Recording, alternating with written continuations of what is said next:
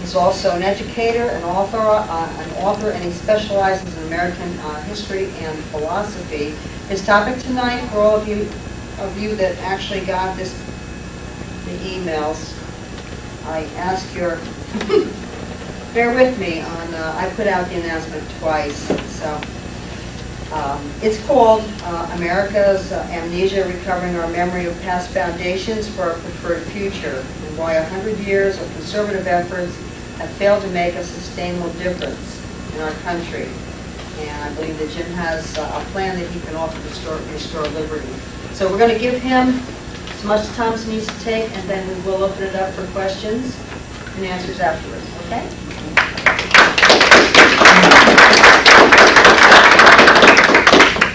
Well, thank you, everyone. I appreciate you being here tonight. I'm going to borrow a chair here for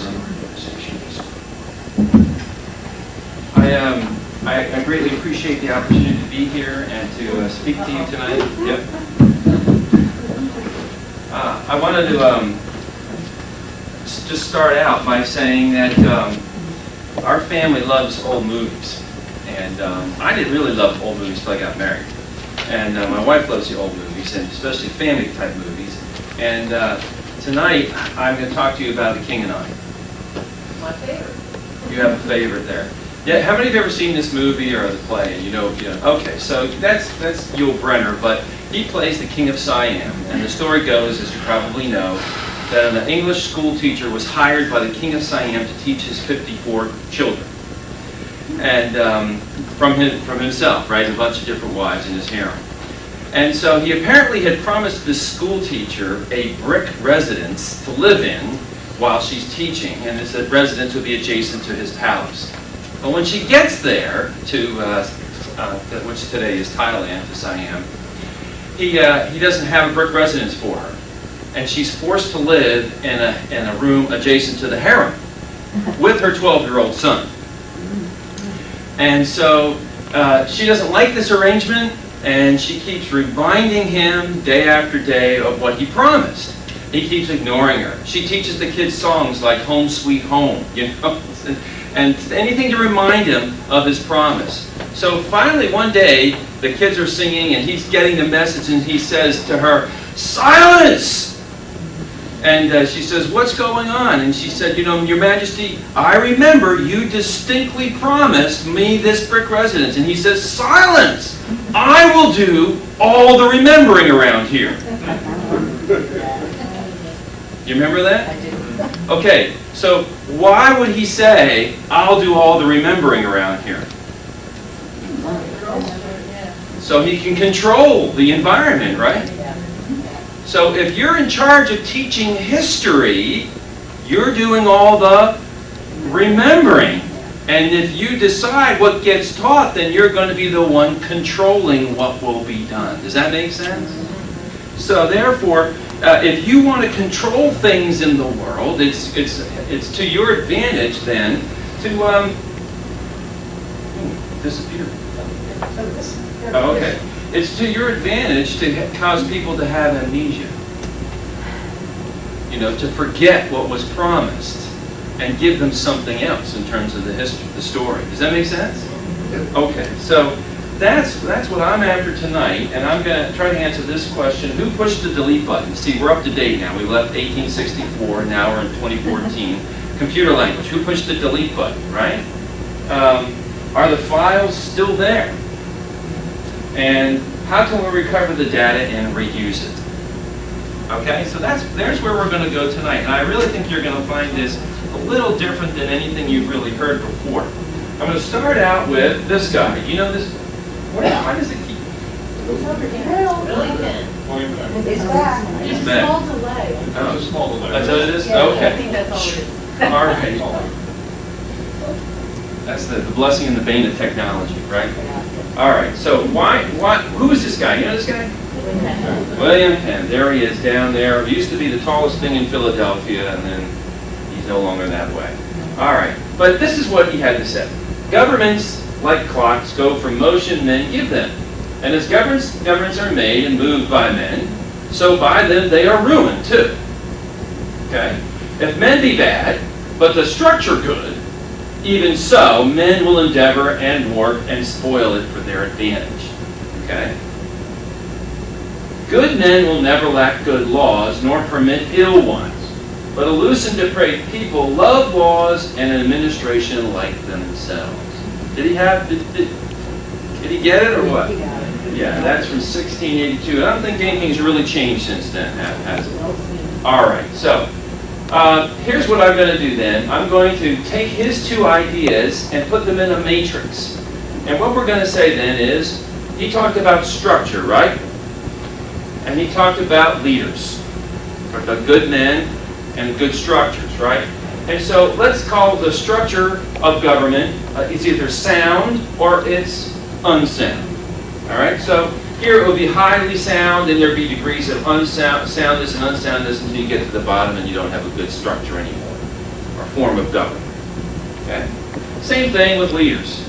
They are either, to use the framers' term that was used in their day often, they're either virtuous, meaning people of character, moral character, and integrity, right, and honesty and transparency, or they are not so virtuous.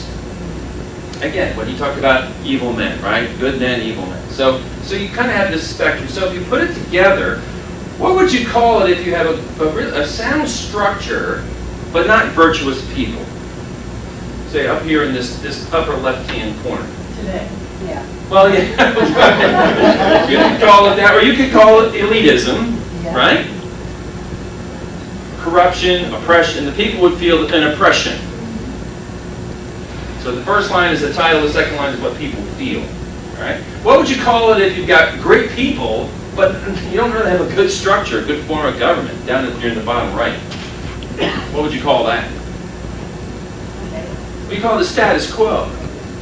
Nothing seems to get done. People want to do things, but they're just dealing with this car with 3 wheels. Right? Or it's water in the gas, or just, it just doesn't work. It's hindering the good intentions of the people, and so people are agitated about it. What would you call it if, well, you don't have good people and you don't have a good structure? You call that tyranny, right? And the people are in despair. But what would you call it if you've got good leaders and a really good structure, sound structure? Freedom? You would call it liberty. And you'd have delight. Does this make sense to you? Proverbs 29:2 says, when the righteous are in authority, the people rejoice, but when the wicked rule, the people groan. Okay? So, all right. See, this, for me, takes thousands of tons of information and simplifies it. Takes all kinds of, I could give you 1,000 quotes from the founders, but I don't have time for that tonight. I have time only for a 30,000-foot look at things. That's all I'm going to try to do, just to give you the big brush look. I've got lots of info and books and books and books, and my wife says I have too many books, but all right. Let's try this then. What did we have in the period of 1700, say to 1800? We had good leaders and we had a good structure. And then sort of what we just saw about the Constitution, right? Things began to morph, they began to change, and it moved. Our leaders and our structure began to shift around from 1800 to 1900. And then somebody said, kind of like, where are we today? Right? So we still have this structure we call the Constitution, but we don't seem to follow it that well. So I'm glad you guys are learning stuff about it. That was a very insightful video. But in terms of the quality of people, when Congress gets one of the worst ratings it does for character, you know, of all kinds of professions today in terms of surveys. So how do we get there, and what are we going to do? How do we get virtuous leaders, and how do we get back to a sound structure? How do we do that? All right, so what I'm going to do is, first of all, we'll turn to talk about how to obtain virtuous men and women. All right? Virtuous men and women. All right. Here's a plan for that. It's not my plan. I'm not that virtuous. Just kidding. This is a plan of how to develop people who are people of good character and also know what a sound structure is, but mainly it's designed to get people of good character. And you notice that this is an idea, it's actually very bold, that separates life into 4 different seasons. Kind of like we have 4 seasons, right? First season of life is the season of preparation. You see that down here at the bottom? Right, left? That's 0 to 20 or 25 these days, right? Maybe. Second season of life is the season of production. The third season of life is the one of provision. And lastly, a season of protection. In each season of life, there is a dominant activity and a sphere of influence. So in your first season of life, you're an individual, and your dominant activity is to study. But one of the main things you need to learn, and if you don't learn it, it affects your entire life, is self-government. When you read a lot of the founders, they talk a lot about self-government. Okay, that's one of the key factors of virtue, character, is being able to govern oneself. And so what needs to be developed is your conscience. George Washington and others like that said that your conscience is your most sacred property. The most sacred property you have is not the material things you own, it's your conscience. Then, so that's your first season of life. That's the dominant thing, to study and develop that self-government and that conscience. Well, if you develop that, then you go on to that second season of life, 20 to 40, 25 to 45. Your main activity is business and babies. And that's household family government. If you learn to do this well, you'll do that fairly well. Marriage government, family government. And then, third season of life, main activity is hospitality. You widen your sphere of government as you become, say, a leader in your church. You see what's happened? You learn to govern yourself, you learn to govern other selves in your family, and then you learn to govern families in the church. In fact, Scripture even has a qualification that says, if you don't know how to do these two stages, don't put this person in that position. And how many pastors have learned the hard way on that one? Finally, last season of life is you retire and move to Florida and play shuffleboard. No, I got the wrong thing up there, don't I? Do you see what sort of the vision is going on here? What kind of vision is going on here, right? As you mature, you increase your wisdom and your wealth, perhaps, and your influence. I shared this chart 20 years ago in Colombia, South America, in a pastors' conference, 150 pastors I was speaking to, outside the city of Cali, which was then the drug capital, cartel of the world then. We increased my insurance before I went there. We did. And when I shared this, they all busted out laughing, these 150 pastors, and a number of them were watching. I said, okay, what did I do? Did I say something wrong? I mean, I was speaking English, it was translated into Spanish, but is there something wrong here culturally? What did I do? Did I offend you? They said, oh, no. So you have finally told us why our countries here in Latin America are a mess. They said, because instead of waiting until this time of life to go into this kind of activity, all our congressmen and senators are 25 years old. They're the sons of the wealthiest 5% in the country.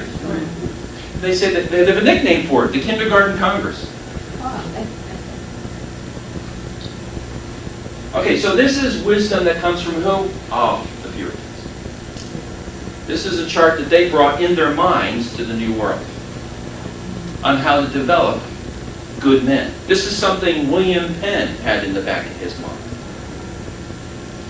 This is something Hugo Grotius would say, and would be quoted often. It says, you don't know how to govern a country unless you know how to govern a city. You don't know how to govern a city unless you know how to govern a community. You don't know how to govern a community unless you know how to govern a church or a family or yourself. And even your own reason is not good enough to govern yourself. You need the Word of God.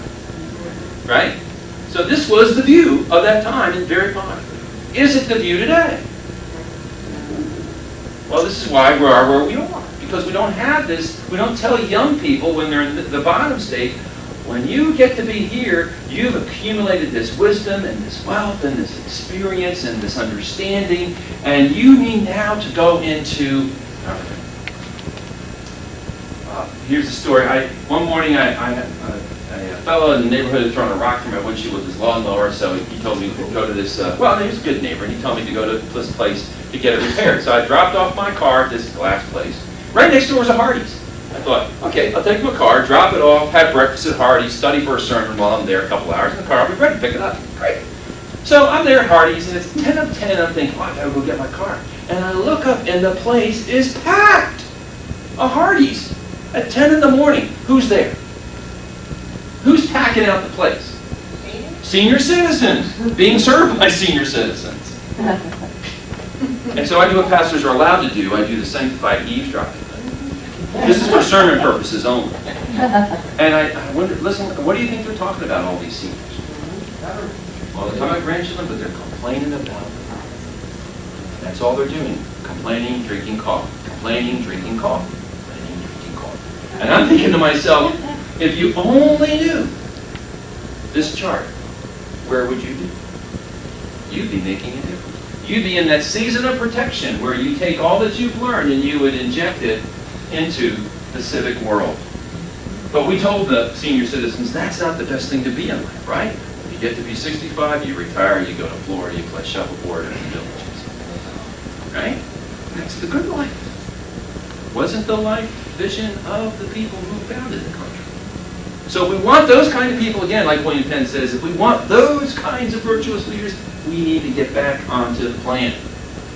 Now, here's a guy that was trying to figure out, this is one of the fathers of sociology, his name is Max Weber. Right? He wrote a book. There is the German version, the Protestant, I can't even read the German, but what it says is, the Protestant ethic and the spirit of capitalism. What this book says is what you just saw on that chart. If you have that kind of vision of life, you will become a prosperous person. And what he was saying is that at the heart of a culture is not money, sex, or power, it's religion.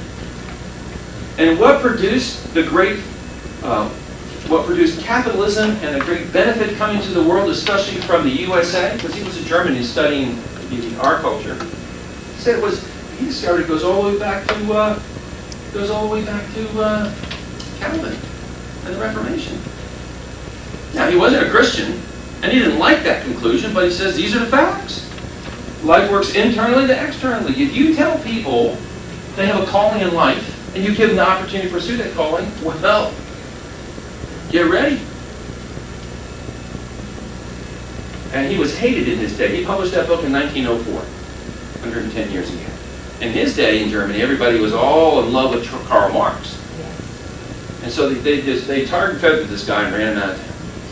He died early from the stress, his wife said. Well, 100 years later, in 2004, the master statistician of our generation, Charles Murray, okay, comes along, he retires, he says, I have one project left in me, that's my retirement project. I want to figure out what makes some cultures achieve excellent things and others not. So, and this guy has been consulted by governments and presidents all over the world for his statistical abilities. Charles Murray. And so he decided he'd take on this little tiny project of studying 7 major cultures from 1000 BC to 2000 AD. You know, just a little project like that for retirement. And he wrote a book as a result of it called Human Accomplishment. He answered his own question. What does make cultures achieve so much and others don't? He said it's a combination of 2 things. Here they are. You look at these cultures and you find out that are productive, that are head and shoulders above all others, that achieve so much and accomplish so much. And here's the reason, he says. It's because the people in that culture believe they have a purpose in life. Okay? They really do. They believe they have a purpose in life, and they're given the opportunity to fulfill that purpose. Now, this guy's not a Christian. He didn't do this to prove some point, a religious or Christian point or Bible point. He's an agnostic. But like Max Weber, he was driven to this conclusion by his research, by the facts. And you can plot this on a matrix. This comes right from his book. This isn't a Jim Arcieri thing. I just made a PowerPoint slide out of it, and you can say, all right, down here at the bottom, you have a very low liberty for fulfillment or a very weak purpose in life. Here you have a very strong sense of a purpose in life, and here you have a very high sense of a purpose in life. I mean, an opportunity for fulfillment. If you go only halfway up for purpose, you kind of just do your duty. But if you go all the way up, you have a calling, and you know it.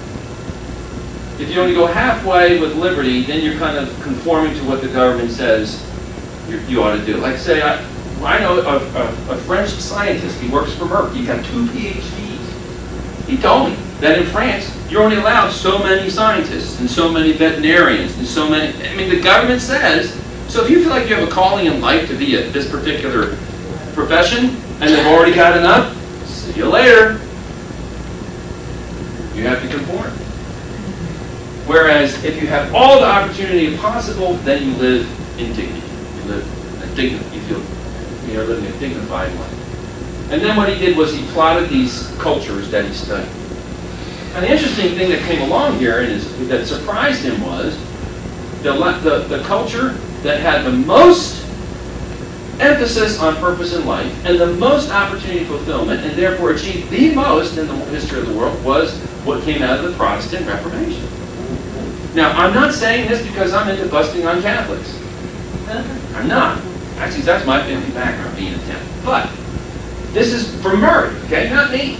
And he's saying when people learn, the average everyday person, you know, whether he's a king or he's a street sweeper, both are equal before God, and both callings are equal before God. Whoa, that changed the world. And then when the laws changed so that people could have the opportunity to fulfill their calling, whatever it was, then you got even more prosperity in the world and excellence. No brakes on. So, and what he basically said was Max Weber was right. 100 years later, Weber was right. That whole Puritan understanding of seasons of life, that's how you get virtuous people. By the way, if you're trying to take notes and you're thinking, he's going way too fast, I will email you this presentation. All right. And I have a clipboard back there. You can put your email there, and my email is there as well. All right. And another confirmation from all the way on the other side of the world. A professor from the Chinese Academy of Social Sciences says this: one of the things we were asked to look into was what accounted for the success, in fact, the preeminence of the West. See, we're still dealing with the same thing, right? The preeminence of the West all over the world. All over the world. I mean, because you think about it, how old is America, right, compared to some of these other civilization studies that Murray studied, right? It's just a little baby compared to all these other cultures that have come for so long. How come they haven't gotten what we've got? And that actually irritated Max Weber too. Germany's so old and so prestigious. Who are these people, these Americans, to pass us? You know, how did that happen? He said, this is a Chinese professor now. We studied everything we could from the historical, political, economic, and cultural perspective. At first we thought is what it was. Oh, I'm sorry, it should be it. It was because you had more powerful guns than we had. That's why you were superior. Then we thought it was because you had the best political system. That's why you were preeminent. Next, we focused on your economic system. But in the past 20 years, and this was from 2002, so he's talking about 1982 to 2002. In the past 20 years, we have realized that the heart of your culture is your religion. Christianity. That is why the West is so powerful. The Christian moral foundation, to put the word virtue in there, of social and cultural life was what made possible the emergence of capitalism and then the successful transition to democratic politics. We don't have any doubt. Do you have any doubt about this? All right, so if we're going to get back virtue of people, good people, like William Penn says, we need Christian people, right? To step up and get involved. Be people of virtue. Okay. All right. That's the first thing in William Penn's statement about government structure and people. We did the people side. Let's do the structure side. How do you get to create a sound structure? Okay. You recognize this guy? You probably all heard this saying. All right. That's Lord Acton. Now, tell me about this statement. Is it true? I'm going to tease you a little bit. Is this really a true statement? What's assumed in this statement? There's an assumption here that's actually wrong. That power works externally to internal. So as soon as you step into, like, say, an office somewhere, like, you know, a guy becomes a pastor in church, well, then he's on his way to becoming corrupt, right? Because that office is going to corrupt him. That's what we mean by power. We mean the office that you move into. As soon as you serve on the homeowners association board, like I did down in Virginia, well, that's when I became corrupt. I got all that power for 7,500 homeowners. All right, so, but here's the problem. That's the wrong assumption about how power works. Power in life, especially according to the scripture, works internal and external. So power provides opportunity. Now that would be a true statement. Now we're back to the virtuous people thing again. Power provides opportunity. And absolute power provides absolute opportunity. So whatever's in here, you give it opportunity by getting into office, it's going to come out. It isn't the office that's going to change the person. So therefore, character drives culture, and character determines history, and worldview determines character. And I'm going to be talking now to you about worldview. So how are we doing so far, gang? All right? Did I lose anybody yet? Okay, good. Let me see here. Let me just tap into my notes real quickly. Okay. Let's talk about worldview. What is a worldview? Well, it's the way you view the world. Well, what's part of a worldview is, these are the parts of a worldview. Now, I've got big words up there because I want to impress people. No, I don't. But those are the category terms that are used, all right? So that's why I have to use them. This is the way people talk about this subject. The easy terms are on the left. So you remember in the 60s when people used to run around saying, what it is, man? Okay. All right. The way a person, everyone in the world, everyone, whether you are a sophisticated Saturtonite or a primitive Papua New Guinea, wherever you are, this is the way you and I think. This is the structure of human thought, the way we process the world we live in. And we all have certain questions we want answered. All of us, all 7 billion of us, and those who've ever lived, have these questions. What's real and what's true? The category for that is called ontology, for what's real, and epistemology, for what's true. A really easy way to sum it up is, we just believe what is. Okay? At the very bottom of reality is what is what we think is. Is there a God or is there none?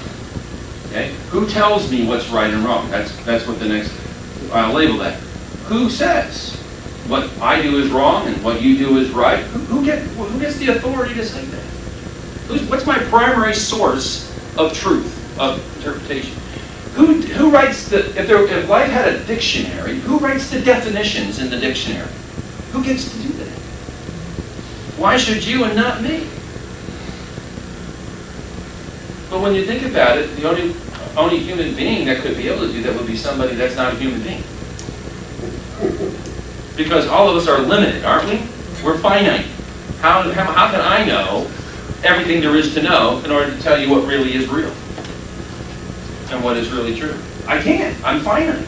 So you'd have to have some infinite source to tell me. Something that's been around forever. Something that's never been wrong. Once you and I get these bottom questions answered, that then tells me, well, then what's good? And that's a sense of right and wrong. So my ontology or epistemology determines my morality. Or, in other words, my is determines my ought.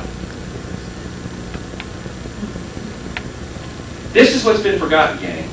This way of understanding how to see the world. Education doesn't want you to think down to the roots of things. This is why Samuel Adams said, hey, if you want a rebellion, just get people to be agitated on certain issues. But if you want a sustainable and significant revolution, you have to educate people in principles and presuppositions, if that's what you want. That's Samuel Adams, the father of the revolution. Stop agitating on issues, start educating in principles, and this would be one of them. This is how everybody in the world operates. Finally, you ask the question, now what should I do? And notice on the right-hand side, this is all goes on inside you and I, and then it shows up here. And in fact, we just saw that about in the Supreme Court when he's talking about actions. The actions show the intent, right? Actions, intent, and perspective. How do you educate people in this? My wife's grandfather told me that back in 1992 that he voted for, now, and again, I'm not trying to be critical of Democrats or Republicans, I'm just using this for illustration purposes. He said he voted for Clinton. I said, and he was a conservative fellow. And I said, well, why'd you do that? He goes, well, he's a smart man. He went to Harvard. Now, what is he believing, that is my wife's grandfather, about himself when he says that? And that he can't understand something like this.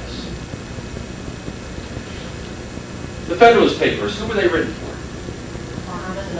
There you go, the farmers. In fact, there's even a whole group of letters called the Farmers' Letters. You see, the framers believed that the rank and file could really understand reality. And this is why, because they were taught that the people were taught how to understand reality by this kind of paradigm, by this kind of picture. You may not have education, but you can understand how the way the world works. But you're not told that today. You're just told to vote for the smart people. Okay. So that's the how, the where, the when. So notice again now, gang. So your ontology goes to your morality, and what you believe down here determines this, and then that determines your legality. In other words, what is determines what ought to be, and then if it will be permitted. So you feel like you are supposed to, God has created you to do a certain task in life, that's what is. So you ought to be doing that the best you can, right, in your intentions, and you ought to be permitted to do it. To go back to our Murray chart, our Murray matrix. All right, so let's go back into history now and take a look at this. I'm taking that triangle and I'm turning it on its side. Everybody do that. Turn the triangle on its side. There we go, right? I do that. Just kind of keep you awake. So, ontology leads to morality. In other words, the is leads to the ought. Do you see that? We've turned everything on its side. And then finally, your legality. If it were a tree, you'd have roots, trunk, fruit. Is, ought, permit, ontology, morality, legality. That's how it all works. Another terms you could use would be presuppositions lead to principles, which lead to structures. Or practices. I didn't want to put another P in there just to be cute. Preachers do that though, but I resist it. So there's our question again. I'm just going to introduce those questions I showed you, get a little more info about them. What is real and what is true, that's in your ontology. It's your ultimate reference point in your beliefs. That leads to your morality. What is good? There's our question again. Another category would be your values. You could call it that.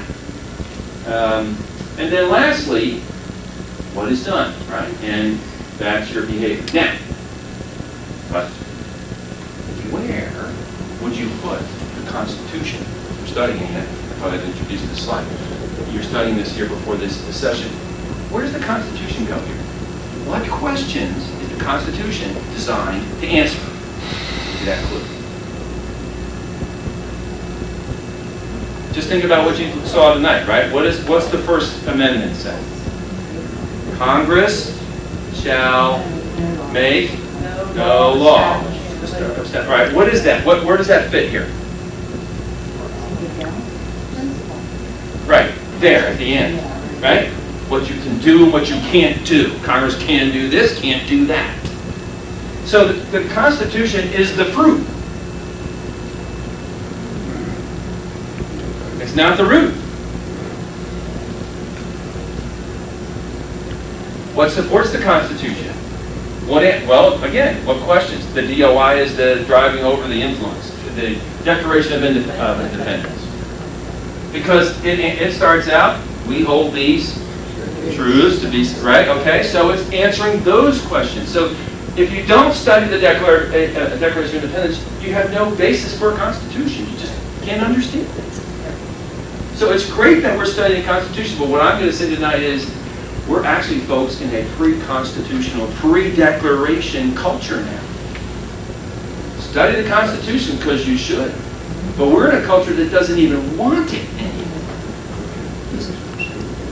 Does that make sense? And why don't they want it? Because they're not listening to the colonial sermons that influenced the men that wrote the Declaration and the Constitution. And because people no longer know the JCH, which is the Judeo-Christian heritage, added with natural law. This is all stuff the founders studied and wrote. I guess I had a million quotes for you, but I don't have time. Which equals, if you combine Judeo-Christian heritage and natural law, you get ECL, which stands for English Common Law. He even referred to it tonight in the video. All right? Now, here's a really important thing to look at. 50 years prior to the Constitution, you had a thing happening in this country called the Great Awakening. And it was a religious revival where people woke up to their state before God and repented and believed in Christ. And it changed many communities and churches. And it influenced people who later would start colleges like Princeton and the University of Pennsylvania. George Whitefield, the evangelist, and Ben Franklin did that together. If you can imagine it. That's why there's a statue down there of George Whitefield at the UPenn campus. I'm surprised they haven't gotten rid of it yet. All right? But these were all started so that young men who had been influenced by the Great Awakening could go to college and continue to understand life from that point of view. Which eventually, there's an unbroken chain of thinking and people going from the Great Awakening to the colleges and then the American Revolution. You cannot understand the American Revolution unless you understand the Great Awakening and its influence on either the men themselves or the parents of these men. Like Samuel Davies, who was a Great Awakening pastor, who was the greatest influence on who? Patrick Henry. And this is not something I'm making up. All right. But, as we looked at, something happened. People came up with different answers to the same questions. Because we all have the same questions, but we answer it differently. What is real now is no longer understood from the Bible point of view. It's understood from evolution, the origin of species, that's Darwin, and from Marx, Das Kapital. Okay? Which then led 50 years later to documents called the Humanist Manifesto, 1 and 2. Which then, you see the colors have changed? The questions are the same. The content has changed. What is good is progress, and what ought to be done? Well, expanding bureaucratic control. Because what do we believe about the nature and purpose of the world, of man, of government, of history, has all changed. And so you have the great delusion leading to state schools and colleges, leading to progressive revolution. Now remember, where is the Constitution? Is it a root or is it fruit? Okay, so we can agitate on issues, and we should be concerned about things like abortion and gay marriage and things, but those are issues, and if we want laws to change, we can get laws changed, but if we're not changing the roots, what are we really getting? We're getting temporary relief for the moment. It's like a guy's not feeling well, so he goes to the bar and gets drunk. But it hasn't changed his life, right? The choices he's made that may be bad choices. Okay, oh, and by the way, you know about these things. But you notice they'll get larger and larger and larger as the government says it needs to control more and more and more. Because it needs money for that. All right, so those, but my point is this. We all need to learn how to think in these categories. Otherwise, as I said, root, trunk, fruit, will be hacking away at leaves instead of laying an axe at them. And that's very frustrating over time.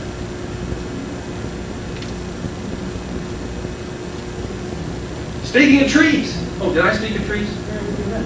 All right, here we go again. Okay, now instead of the triangle like this, or like this, or like this, now we're back to trees. Okay? Everybody knows how a tree works, right? Root to fruit. Here we go. I'm sorry if you can't see it that well. This says presuppositions, like it said in the chart, presuppositions. There's your is, that leads to your, which leads then to your permit, right? Or presuppositions, principles, and structures. Now, people talk about church doctrine, but doctrine exists in secular form. It's just what you believe. Doctrine is what you believe. What do you believe about the nature and purpose of man, of government, of history? What you believe there will determine, and that's the is, okay? That's the is. What you believe about those things will determine your ought and determine your permit. My father was Bill Bradley's campaign manager for Mercer County, New Jersey. And so they had a friendship over time, and Bill would give my dad his books whenever they'd come out, and I read one of Bill Bradley's books. And Bill, you know, the New Jersey Center, okay, U.S. Senator from New Jersey. And in one of the books, Bill Bradley says he got his politics not from his political science courses at Princeton, but from his history courses. From his history courses. Do you remember The King and I? Silence? I'll do all the remembering around here. That's how significant history courses are. Okay. So, is, right? What do we believe about the nature and purpose of man, God, and history? Well, if we believe all are created equal, there's a God there, right? But if we also know that men are naturally, their selfish ambition is sort of naturally there in men, then what do we do? What ought to be? Well, we ought to give people opportunity because they're created in God's image, and that's great to be creative as their creator. But we need to restrain them because of that natural selfish ambition, right? That's what it ought to be. And so then we'll give them liberty, jurisdiction, representation, private property, free marxist, but the law will be above the king. Lex Rex, as I talked about when I was here before. And the law is for justice. Government is for justice. And that's actually what we got when we got our constitutional republic. However, as I just showed you, if you believe something differently, I don't need to change. I was wondering if these lights could be turned on. Is that, or not? Yes, or just? Yes, all right here up Just by the the front door. row? No, not the back ones, Jerry, just Go ahead, Kathy, the one right by the door. Just down? Oh, is it already on? This one. Well, I guess it's all or nothing. It's right all or here. nothing. Oh, yeah. You already have it. Oh, there you go. All right. Is that No, we right? went the other way. Yeah, We wanted to go the other way. Dang. There. No, it's not up there. Jerry, can you just get it backwards? No, you No, you can't. can't. Okay. No, it's either you take out the two front side ones or you take out all of them. Well, what do you want, gang? Is it all right like this? Yeah. All right. See, I love to please the audience. I'll do anything to not just. All right, but if you believe people are born unequal, in fact, for 50 centuries of human history, that's the main belief. All around the world, for 50 centuries. Aristotle said most men are born to be slaves and a few to be masters. That's what he said. And so they believed that in ancient Greece. And so 60%, eventually 60% of Greek and Roman Empire, they were slaves. And so therefore then there's the survival of the fittest. So what ought to be then is, what ought to be is ownership by those masters, dominant, and dependency of the people upon them. So you condition the people to follow the way you want these animals to go, because that's what they are.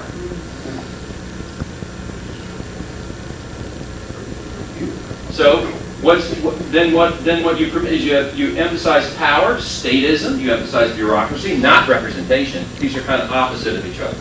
You try to control private property in the economy, and the king is above the law, especially for his friends and family. Or the established church, as you heard this morning, this evening. And that's how you get monarchy and oligarchy and tyranny. You all understand how this is working? Once again, it just seems like it's what Samuel has had to say. There's a lot of people fighting about the top part of the tree. They're taking the oranges off. They get their nail gun out. They put an apple up there, and they shoot the apple with the nail.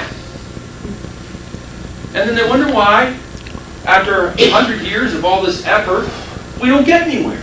Why we keep losing ground? That's because while we're agitating on issues, the other side is working at the roots, and it's working to expand jurisdiction. That's what's happened. I have a book I wrote, I'll show you. It's called White Protestant Nation. And he documents the hundreds of organizations, like down to this size, to national organizations, and thousands of people's efforts and protests and marches. I once saw a bumper sticker that said, "If you love Jesus, tithe. Anybody can honk." And so I would update it to, if you want to see things change in the country, educated principles, anybody can march.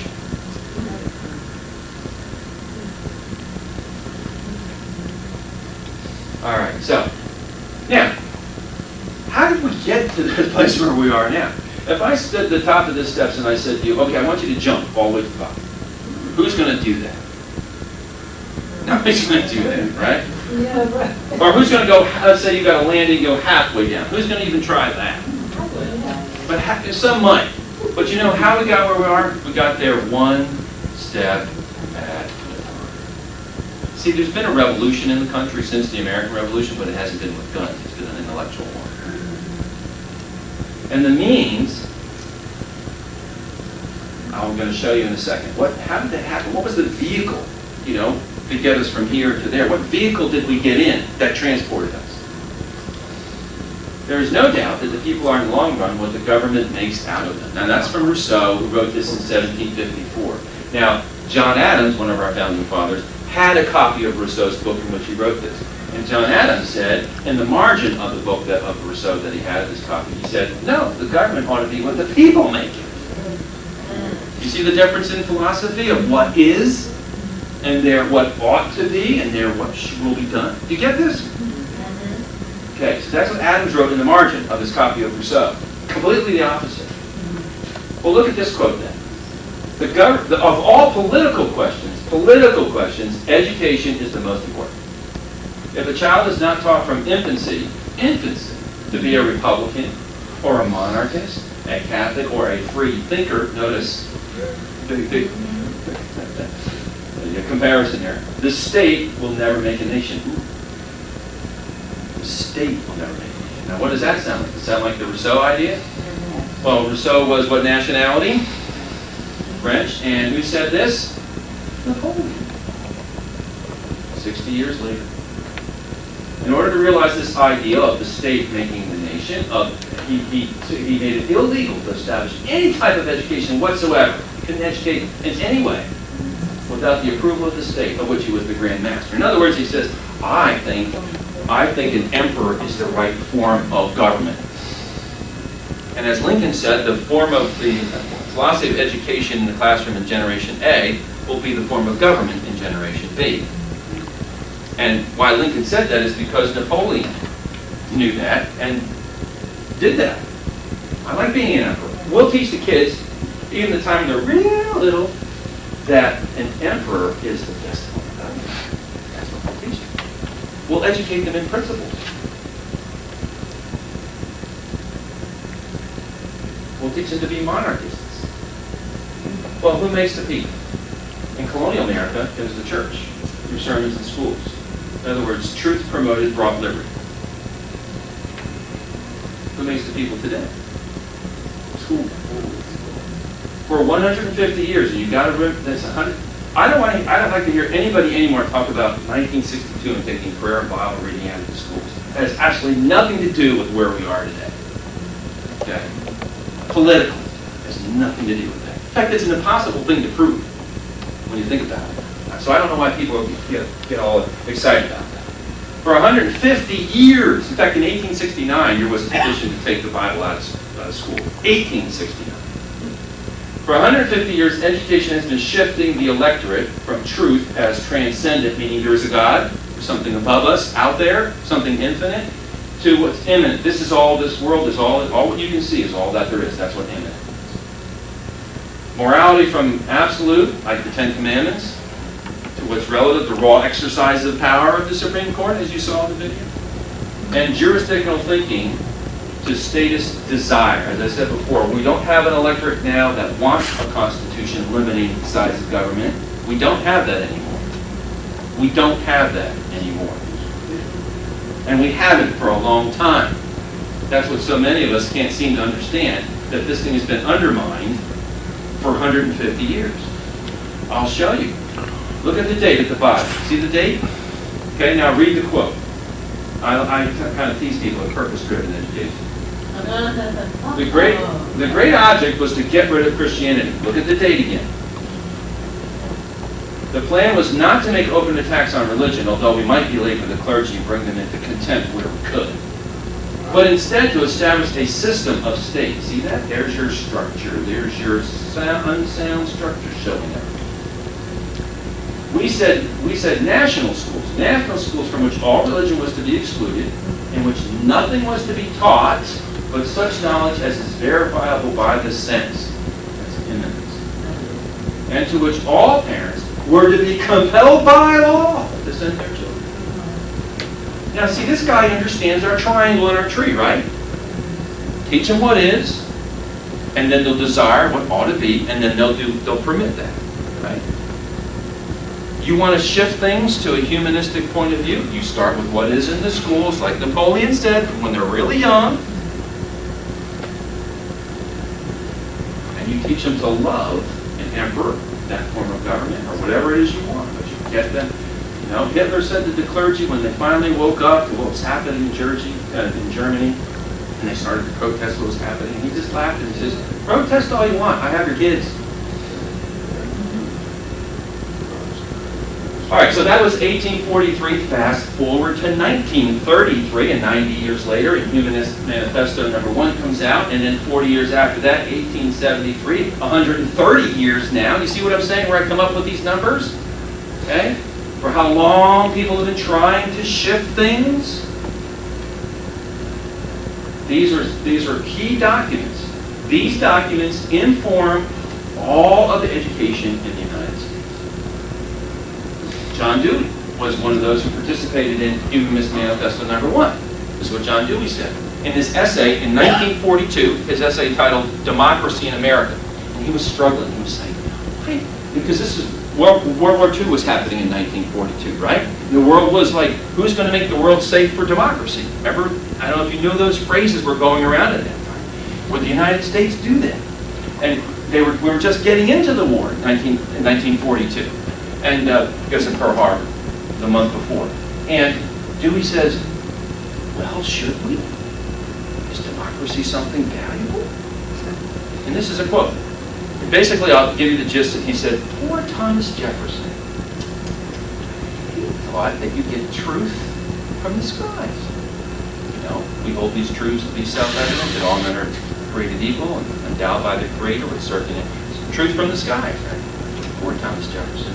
We now know in 1942, and actually before that, in 1902, he was training all kinds of teachers at the University of Chicago, fanning out all over the United States, and they were certified teachers. Everybody wanted a certified teacher. When you certify, you control. You do all the remembering. He said, but we know now, truth comes from the soil, not from the skies. It doesn't come from the clouds, it comes from the earth. He was referring to evolution. Now that's the man that designed basically the education system going all the way back to the early 1900s. He was part of Humanist Manifesto #1. Now, you've heard of Jennifer Lopez. Time Magazine did a survey of celebrities, asking them what they got in their SAT scores. You know the SAT, the test for college? You know, Jennifer Lopez said she got in her SAT? Nail polish. Nail polish on the SAT.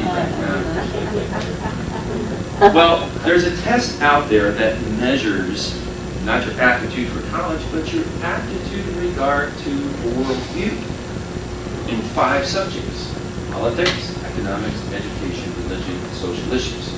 This test has been administered since 1988. This is an old chart. It's still going on.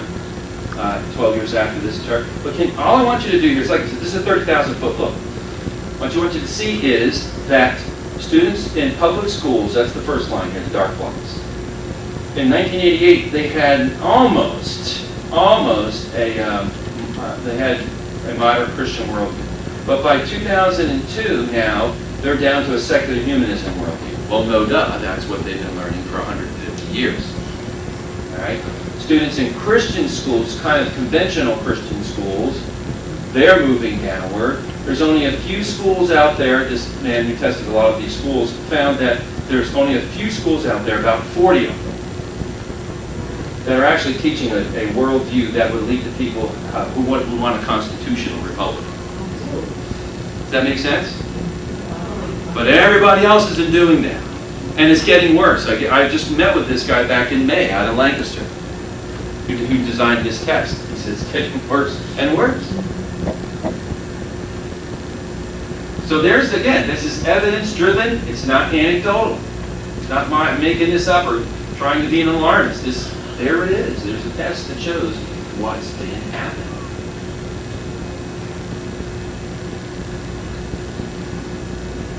All right, so again, this sort of back to our understanding from William Penn. You need virtuous leadership. You need sound structure. We've been moving away from both of those for a long time. Now, okay, we would say, let's study the Constitution. Let's get back to the Constitution. Well, gang, we got away from it one step at a time. How do we get back to it? Here's another way of looking at our culture today, right? Looking at the difference between statism or free market. Two opposing things. Statism or free market. Okay? A fully free market culture would be where a free market provides all goods and services based on private production and voluntary exchange. We'll call that volunteerism. You don't necessarily have to have a constitution for that, but it helps. But the constitutionalism that was given to us was where the structure is, the Constitution says the government provides for police, security, military, courts, and arbitration and education. Well, shortly after, as our country grows, we need fire protection and roads. So that's called old conservatism. We added just a little bit to the Constitution in terms of what the government should do. Does that make sense? Okay. Structure now. Not talking to people, we're talking about structure. Well, then there's this thing called old liberalism. That was that fellow's quote there from 1843, Horace Mann, 1844. Every school open closes a jail. That's what he said. Open schools should close jails. You see what he thinks of what will save mankind?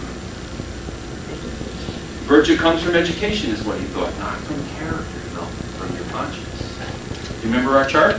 Seasons of Life chart? I would reject that.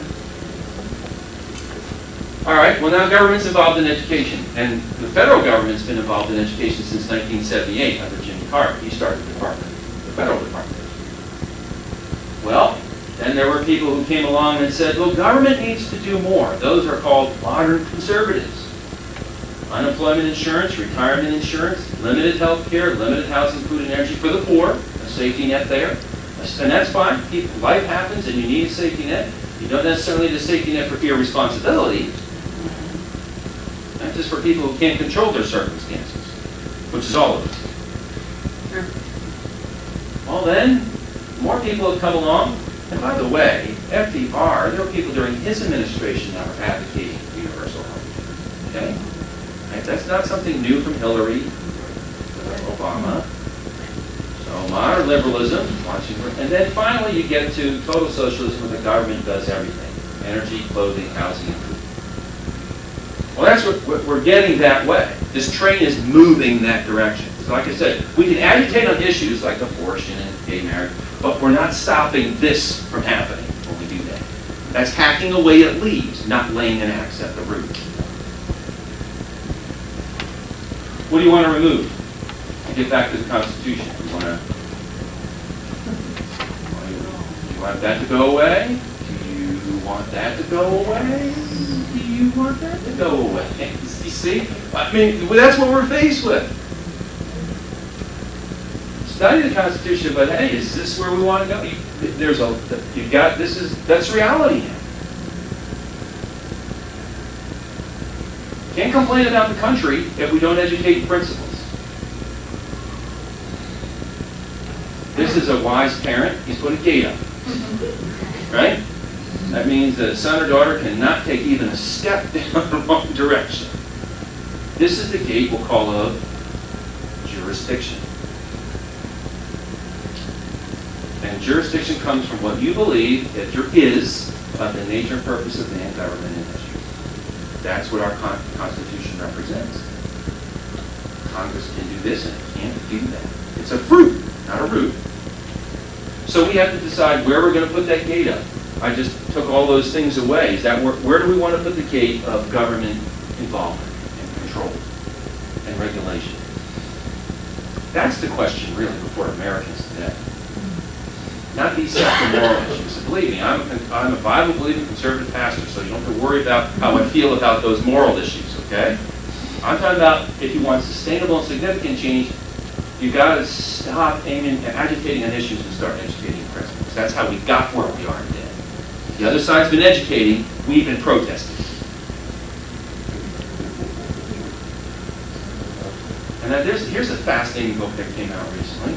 Education's End. Why our colleges and universities have given up meaning of life. See, nobody talks about the is anymore.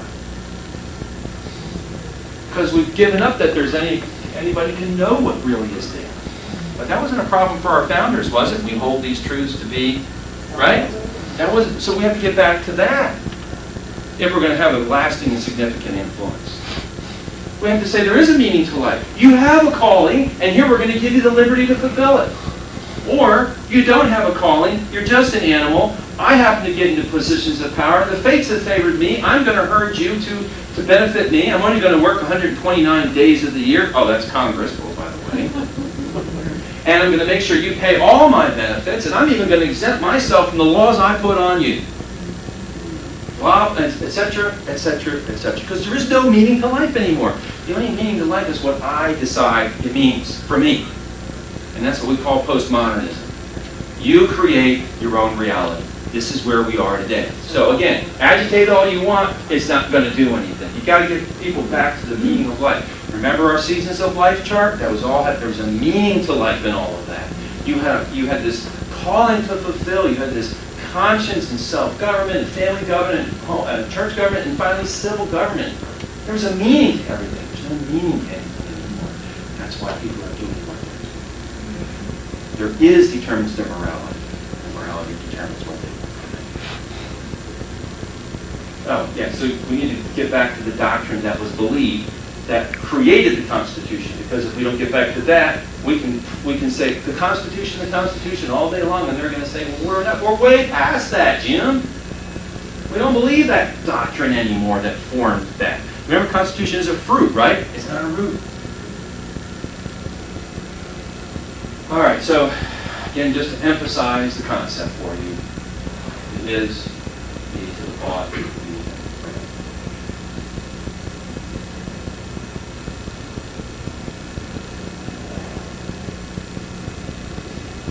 Back to William Penn, who said, thus the youth must be educated in what constitutes good character and good laws. An uneducated democracy will always choose tyranny, because men side with their passions against governments. That's the picture there is William Penn receiving the charter for Pennsylvania from Charles II. And let me go, this is in the breakfast room, by the way. See, that's, okay. He wrote that in the frame of government for Pennsylvania. Archimedes said, give me a lever and a pivot and a place to stand, and I will move the world. You know the principle of leverage? Right? You can't move, say you want to lift up a washing machine, you can't do it. Just take a brick and a piece of wood, put your foot on the one end, and guess what? You can lift it up. That's what Archimedes is saying. It's the principle of leverage. And so he says, you give me a long enough board and a place in a fulcrum, a place to stand outside the earth. I'll move it just with my own weight. So, from Frederick Bastiat and Spirit of Laws, and now that the legislators and do-gooders have so futilely inflicted so many systems upon society, may they finally end where they should have begun. May they reject all systems, that is, as Penn would say, unsound doctrine, unsound structure, and try liberty. For liberty is an acknowledgement of faith in God and His works. We've got to have it, friends. I'm sorry, I don't mean to be proselytizing anybody here tonight, but none of the religions of the world out there ever started a constitutional republic. It's because of what they believe about the nature of man and history and government. But Christianity has certain beliefs about that at the root, which led to the fruit of the Constitution. What year or what era was Constitution? Just after the founding. Actually, just that time, it's late 1700s. Late 1700s. Well, so if we get back to educating principles, we could have a mess like this. 5 p.m., September 3rd, 1967, Sweden changed programming on the left side to the right. And if we're really interested in making something happen, gang, we're probably, it's going from the left to the right. Well, you're going to have a mess. There might be something to which, think about this, there might be actually something to which you and I would pledge our lives, our fortunes, and our sacred honor. Today, the only things Americans pledge their lives to are the biggest possible house in the nicest possible neighborhood, where there's the nicest possible schools for the kids to get the nicest possible education, so they can go off to the nicest possible college, so they can come out and get the nicest possible job, and have the nicest possible house in the nicest possible neighborhood. You see this? Yeah, that's what we live for. That's what we live for. We can...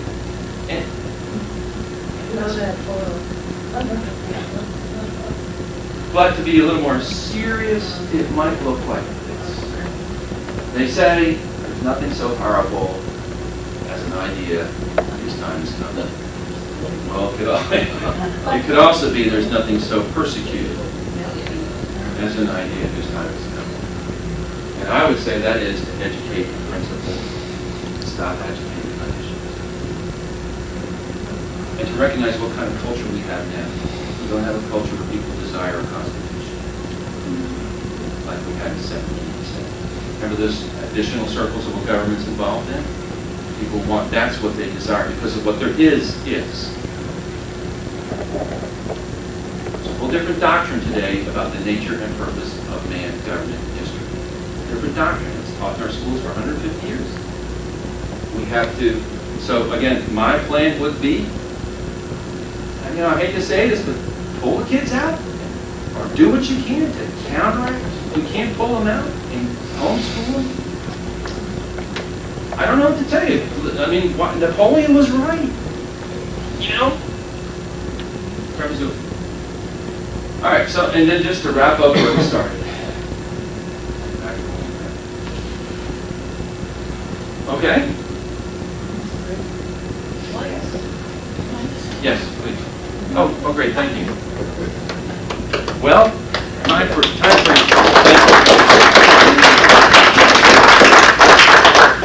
and I tried to keep it generic tonight because this is a CCG meeting, but if this was a church meeting, I'd conjure everything up the Bible too.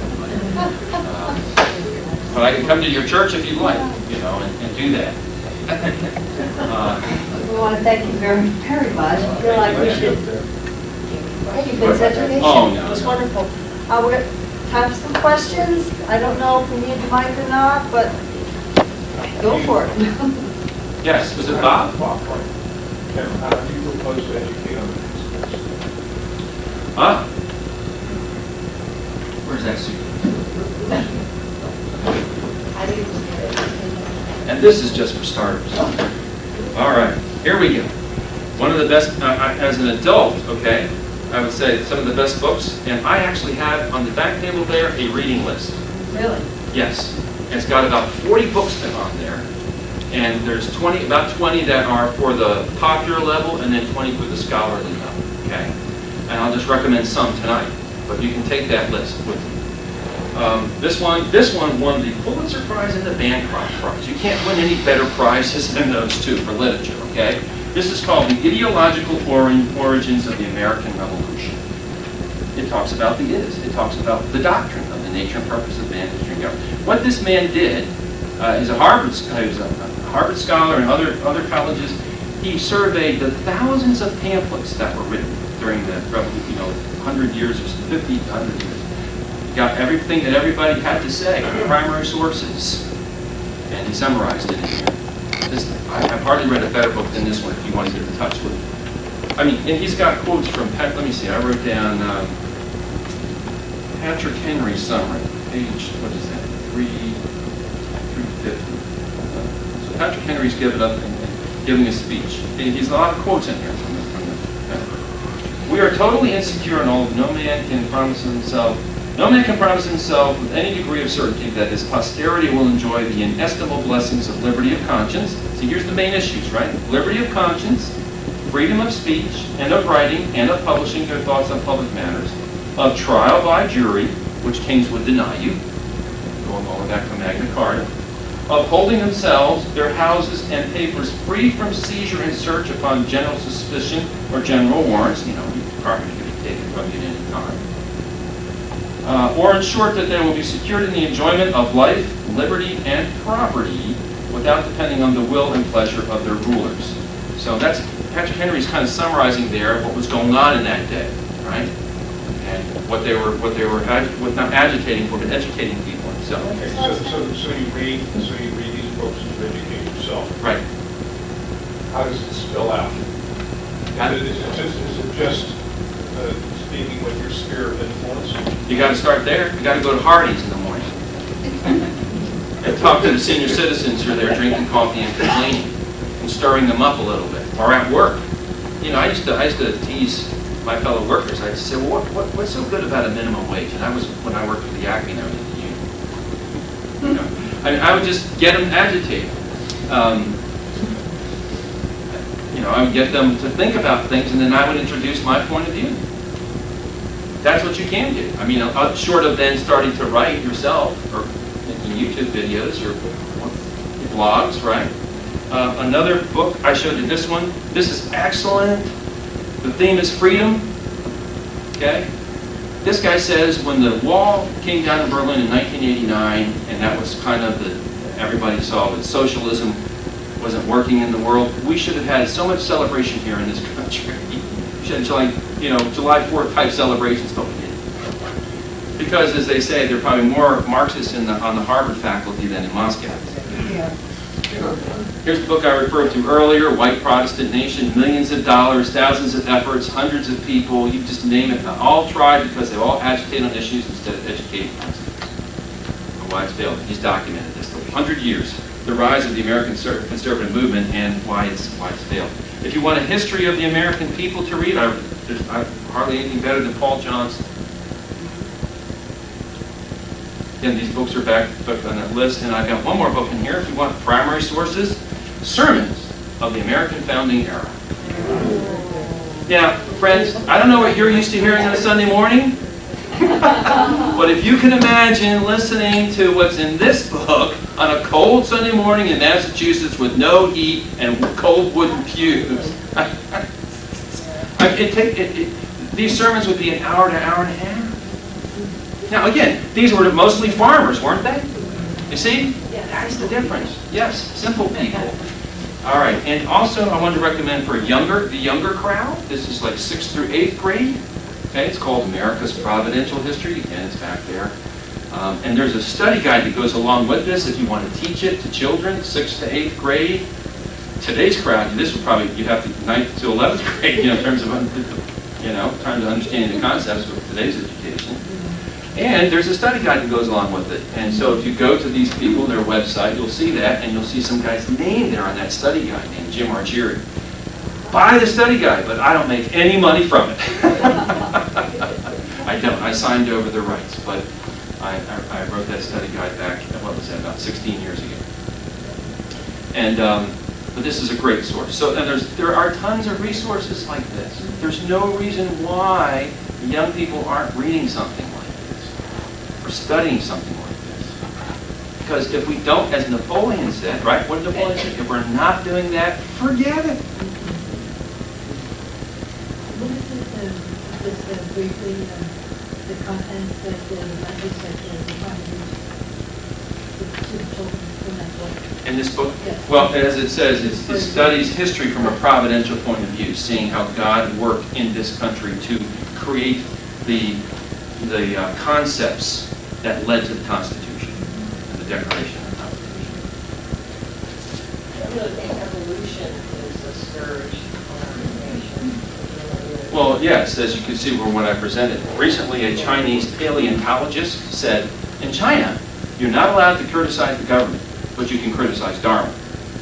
In America, you're allowed to criticize the government, but you're not allowed to criticize Dharma. Yeah, and not so much about the form anymore either. Yes, Art?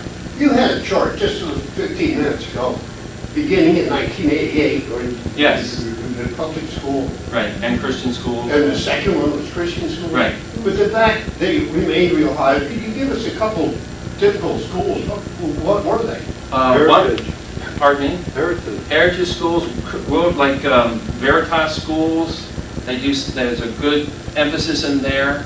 There's what's called principal approach schools. Like I said, there may be, I could be wrong in terms of the numbers, but I was actually headmaster at one of those kinds of schools down in Virginia, 500 student school. And the things you heard here were taught there. So they're people who actually go back to primary sources, and they read. Actually, you know, we made those students read Bastiat, right? We didn't give them the textbook version. We didn't try to do all the remembering for them. We made them investigate it, and then we asked, "Do you understand how it all works, from is to ought to permit?" Yep. Well, I think too, that is also one of the freedoms that you have with homeschool. You know, you can use a textbook, but you have, in this day and age, especially, you have the ability to look at primary sources. Yes, you do. The internet, Right. the library. We've never had a better time to do this kind of thing.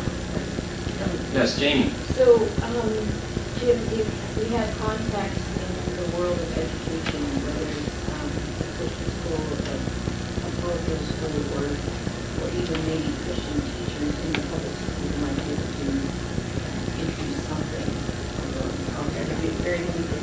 But particularly for like the Christian school where there's more freedom, or even for homeschoolers, where would you start with that providential history? Yeah, but depending on the grade level, yes. And you could call me, and I could probably give you more ideas. Is there? There's that reading list back there, and like I said, I separate it into popular and scholarly. Yeah. So is there a curriculum or anything out there that is really based on looking at the roots and, or is that something you're going to write to? Yeah, I need a sponsor, and I'll take a sabbatical from the church, and we'll just do it like that. Yeah, if you got anybody to spare 100,000, you know, I'll take a year off and write. But I'm thinking of my principal because I'm now working at Calvary Baptist School, and I know he would be very interested. But Right. It's actually, it's there. I can't really think of anything offhand because at the school in Virginia, we wrote a lot of it ourselves. Because there was, at that time, 20 years ago, there wasn't really, or 15 years ago, there wasn't really anything out there you could find. So, you could go to the FACE, Foundation for American Christian Education, go to their website, see what's available. That's about all that I know. But there's very little that's actually been written. And here's the reason why. When I was a headmaster, the University of California system of colleges would reject the credits our students took in our science courses because they were not evolutionary based. Even though we taught, I mean, we gave them both sides, you know, we weren't, you know, what we showed intelligent design and evolution, but you couldn't transfer those credits. So they let you, like, say, if you wanted to go to University of California, say at Berkeley, whatever it would be, San Luis Obispo, whatever, they'd admit you, but you had to take a remedial biology course. Wow. And that's 10 years ago. That's the right. That's the indoctrination. Yeah. for homeschooling families, recommend American Yes, I recommend, and you got to be, as I said, because there's not a lot of demand. Because you know what's important is you get into the nice college to get the nice education, to get the nice job, to get the nice house and the nice. So it's you know not even Christian colleges today. There's some now that are capitulating to evolution. Yeah. Now, like the Veritas schools, the worldview schools. Yes. Use some kind of curriculum. Yes, they are, the omnibus curriculum, and I know the authors of that, Ty Fisher and Martin Detweiler. And they're good men, and they've written, it's limited, but you can go there. It's the Veritas Press. It's out in Lancaster, actually. been out to their warehouse, Veritas Press. Yes? Are you familiar at all with the BJU homeschool card? I went down to BJU Press, when was that, about a year ago or so, and saw what they were doing, and I was impressed what they were doing, yeah. I was impressed what they were doing. They've got some good people. I met, I have a friend who just started using it with the children. Yeah. She's been impressed. they're making a subtle shift there, because, forgive me, but back to the chart that you're referring to, Art, traditional Christian schools, that's what mostly they supply. Sometimes it's a matter of economics, right? If you shift your curriculum over to this worldview perspective, those traditional Christian schools may not want it. You might go out of business. It's supply and demand, even in that realm. Does that make sense to you? But yeah, I met one of the professors who's making that shift to worldview, and I was very impressed. So, BJU Press, you got to look carefully what they are. They're trying to go that way.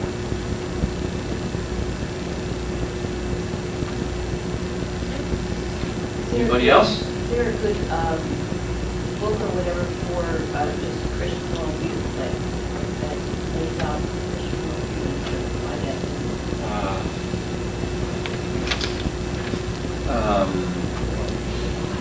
Well, the Bible's a good start. Yeah. Let me see. Is there any of those?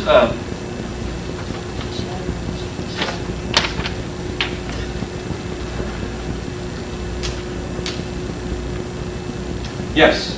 Here's one here that's on here that I'm actually using right now, teaching homeschoolers. Every Monday I teach a worldview class. Homeschoolers down at Franconia Mennonite. Now, it's not that church is just being used as their facility. The group is called Cornerstone Education, and I teach from 9:30 to 11 every Monday. And there's a book that I'm using there called How Christianity Changed the World. And the students have to read it, and there's questions. This has a study guide in the book. Students have to answer the questions in the book and hand those in, and I grade those. But see, this is part of the, I'm having them read this book because that way somebody else isn't doing all the remembering for them. When they get to college, they're going to be told how Christianity changed the world, changed it for the worse. And that's what they've been hearing for 50 years. That's postmodernism. Okay, so now they need to know the facts of how, that quote from the Chinese professor, right? Okay. So, how Christianity changed the world is a good one.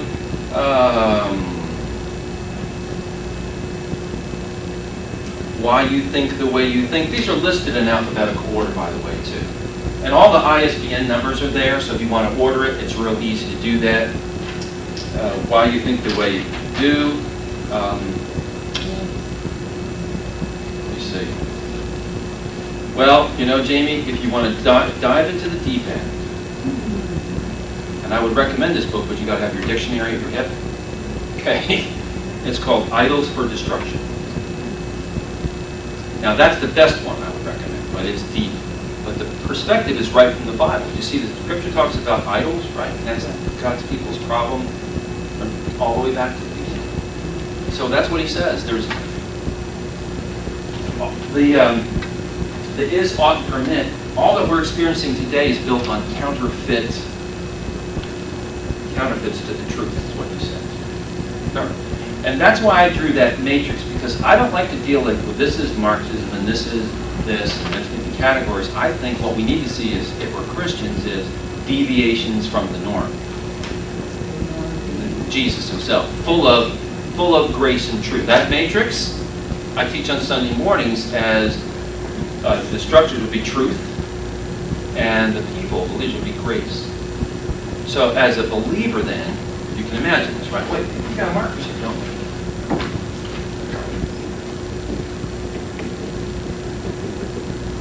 Truth and grace. And it says that Jesus came full of both. So this is Jesus over here. If you're high here, right, and low, make sense? High on grace, low on grace. I use this when I'm teaching parents about parenting. A lot of parents like to be over here, and they are high on law, right? It's all about the law. It's all about the truth. Very low on grace. Does that make sense to you? Some parents come down here, and we'll just call this sentimental or license, right? Okay, anything goes, just as long as we're friends. Right? Forget about the truth. It's all about grace. Yeah, well, and that's where, you know, God's sense of humor is he puts people together in marriages. Like a husband who goes here and a wife that goes here. All right. But the Holy Spirit moves us all this way. We're listening correctly. Like, and of course, to be down here is to be lethargic. See, now I did do the preacher thing, didn't I? No. And of course, this would be. So in my opinion, that love is the best possible combination of grace and truth. You want to know how to love somebody like Jesus loves them? Ask them to show you the best possible combination of grace and truth. I've done this with troubled families, and it's really actually worked. I mean, where they've got teenagers that are in rebellion, I say, sit your teenager down and show him this matrix and ask him to tell you where you are. Plot your parents. And then ask him what you would have to do to come over here. And man, that works. Because you're not taking the top-down position anymore, you're taking the learner position. So, anyway, I don't know how I got onto that, but I got onto that. Who asked the question that then triggered me? Idols for destruction. Yes, that's as deep as you'll ever. Here's another good one. Where was it? I don't have it on here. I'll have to put it on here. It's called Discipling the Nations, and I'm using that one. Discipling Nations by Darrow Miller. That's excellent. Write that one down. That's on a very popular level, and I'm using that with these. These homeschoolers are 11th and 12th grade. So, Discipling Nations, Darrow Miller. He's been with YWAM forever. Discipling Nations by Darrow Miller. He's got a lot of like PowerPoint things that I use, pictures, charts, very helpful.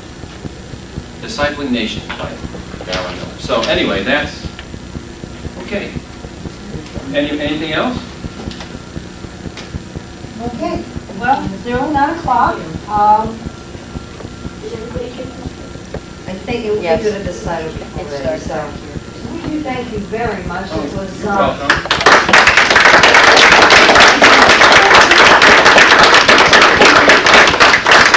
how many of those reading lists did you bring, Jim? Probably 20, so it should be enough for Okay, everybody. one for family. And, you know, if your email's on that thing, and my email is on that clipboard, just let me know if you would like. Oh, it's mine. Okay. All right. Thank you. Now, everybody who puts something on there, if your email's on there, do you want me to send you the slides? Yeah. Is that the idea? Okay, I will do that. Yep. They're all mine, so I'm happy to see them. It's not like there's a copyright on it from somebody else. I want to thank the, Jerry, this is all recorded. It will be on the website. On the website. Yeah, have you downloaded or are you going to have copies? Oh, sure. Well, if Put whatever. it on the website so you can watch it. Yeah, I can do that. I can. Ask Art. I mean, I sat in on 30 classes of homeschoolers where I go into much more detail, like say the triangle and the trees and that kind of thing. I've got like the matrices, yeah, I've got a lot more stuff. Like I said, I got quotes from the founders. So what else? You got something specific you want me to drill down into? I just wanted to offer my services because I'm a young earth creationist and I've studied evolution and creation, and I actually debate evolutionists on Facebook. I do that a lot, so I've heard all their arguments and everything. So if you ever want to discuss it with me and have any questions about evolution and how to talk to an evolutionist, then I'd be happy to discuss it. All right. And don't forget to check out the table. There's lots of stuff